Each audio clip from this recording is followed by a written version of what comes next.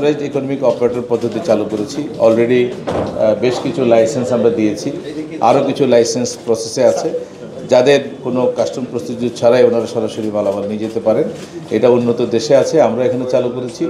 আপনারাও আপনাদের ক্লায়েন্টদের মধ্যে যারা কমপ্লায়েন্ট তাদেরকে উদ্বুদ্ধ করেন, বিশেষ করে ইয়াংওয়ান অলরেডি নিয়েছে অথরাইজড ইকোনমিক অপারেটর লাইসেন্স, এরকম তাদেরকে আপনারা উদ্বুদ্ধ করেন, তাহলে তাদের কাজকর্ম অনেক সহজ হয়ে যাবে।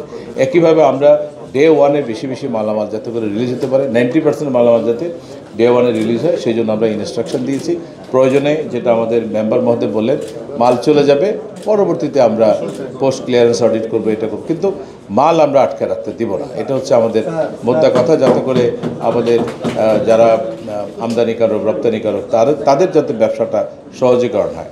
তারা অনেক রিস্ক নিয়ে ব্যবসা করেন, তাদের বাপদাদার সঞ্চিত অর্থ, নিজের সঞ্চিত অর্থ, ব্যাংক থেকে ঋণ নিয়ে অনেক রিস্ক নিয়ে তারা বাংলাদেশে এমপ্লয়মেন্ট জেনারেট করে। সুতরাং তাদেরকে আমরা শ্রদ্ধা করি এবং তাদের যে ইনিশিয়েটিভ, এটা যদি না হতো তাহলে বাংলাদেশের কোটি কোটি লোক কর্মসংস্থান হতো না। তো এই বিষয়টাকে মাথায় রেখে যে ব্যবসায়ীরা যে ব্যবসা করেন সবাই খারাপ কাজ করেন এই কথা বলার কোনো কারণ নেই। অনেক ব্যবসায়ী আছে 100% কমপ্লায়েন্ট, সুতরাং তারা যাতে কোনোভাবে অসুবিধার মধ্যে না পড়েন, তাদেরকে উৎসাহিত করলে অন্যরাও ধীরে ধীরে 100% কমপ্লায়েন্ট হয়ে যাবে। অফডকের বিষয়টা আপনারা জানেনই, অফডক করাই হয়েছে মানে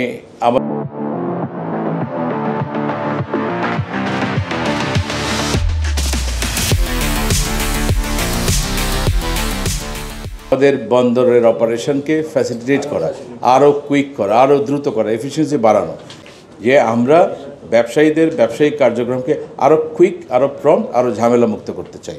আমরা সেগুলোর একটা বিকল্প আমরা তৈরি করব, হ্যাঁ, নতুন করে তৈরি করব। সেটা তৈরি করার পরে আমরা ধীরে ধীরে সেগুলো থেকে আরও মডার্ন সিস্টেমের দিকে চলে যাব, যাতে করে আমাদের একেবারে সিমলেস সার্ভিস আমাদের যারা ইউজার তারা যেন পান। যখন আমাদের ট্যারিফ চেঞ্জ হয় বাজেটের পরে, তখন যখন আমরা কিছু চেঞ্জ করতে যাই তখন এই প্রবলেমটা দেখা যায়। নর্মালি তখন এই প্রবলেমটা দেখা যায়।